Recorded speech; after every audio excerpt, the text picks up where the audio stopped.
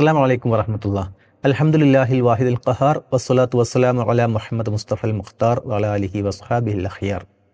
ആദരണീയരായ സത്യവിശ്വാസികളെ, ആധുനികമായൊരു കാലഘട്ടത്തിൽ ധാർമ്മികത എന്ന ഒരു സങ്കല്പം അത് വളരെയേറെ വിമർശന വിധേയമാക്കപ്പെടുന്ന ഒന്നാണ്.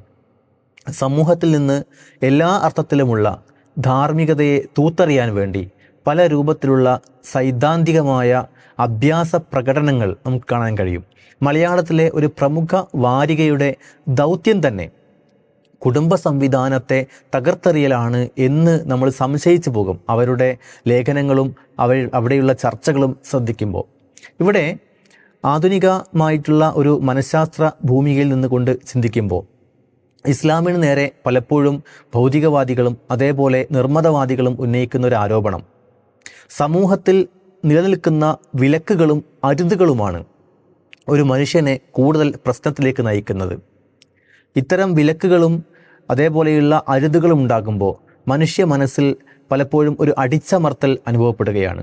പിന്നീട് ഇത്തരം അടിച്ചമർത്തപ്പെട്ട വികാരങ്ങളെല്ലാം ഏതെങ്കിലും രൂപത്തിൽ പുറന്തള്ളുവാനുള്ള പരിശ്രമങ്ങളിലാണ് പലപ്പോഴും മനുഷ്യൻ്റെ മനസ്സിന് താളപ്പിഴവുകളും അതേപോലെ സമനില തെറ്റുന്ന അനുഭവങ്ങളും ഉണ്ടായിത്തീരുന്നത് എന്നാണ് അവർ വാദിച്ചുകൊണ്ടിരിക്കുന്നത്.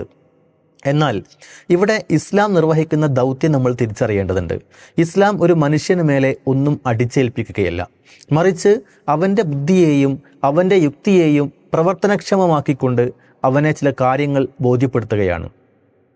ഈ ലോകത്തുള്ള കോടാനുകോടി ജീവിവർഗങ്ങളെപ്പോലെയല്ല മനുഷ്യനെന്നും ഈ ലോകത്ത് ഇപ്പോൾ നിലനിൽക്കുന്ന മനുഷ്യനല്ലാത്ത ജീവിവർഗങ്ങൾ അവർ പ്രകൃതിയുടെ നിയമങ്ങൾ അനുസരിക്കുന്നവ മാത്രമാണെന്നും അത്തരം ജീവികളുടെ പ്രവർത്തനങ്ങൾ മൂലം പ്രകൃതിക്ക് യാതൊരു രീതിയിലുള്ള ദോഷങ്ങളും സംഭവിക്കുന്നില്ല എന്നും, എന്നാൽ മനുഷ്യൻ സ്വതന്ത്രമായ കൈകാര്യകർത്തൃത്വം നൽകപ്പെട്ട ഒരു അസ്തിത്വം എന്ന നിലക്ക് അവൻ്റെ പ്രവർത്തനങ്ങൾക്ക് പ്രകൃതിയെ സ്വാധീനിക്കുവാനും അതിൻ്റെ താളക്രമത്തെ അട്ടിമറിക്കുവാനുള്ള കഴിവുണ്ട് എന്നും മനുഷ്യൻ്റെ പ്രവർത്തനങ്ങൾക്ക് തലമുറകളോളം നീണ്ടു നിൽക്കുന്ന പ്രതിഫലനങ്ങൾ അനന്തരഫലങ്ങൾ ഉണ്ടാക്കുവാനുള്ള കഴിവുണ്ടെന്നും ഖുർആൻ വളരെ കൃത്യമായി മനുഷ്യനെ ബോധ്യപ്പെടുത്തുന്നു.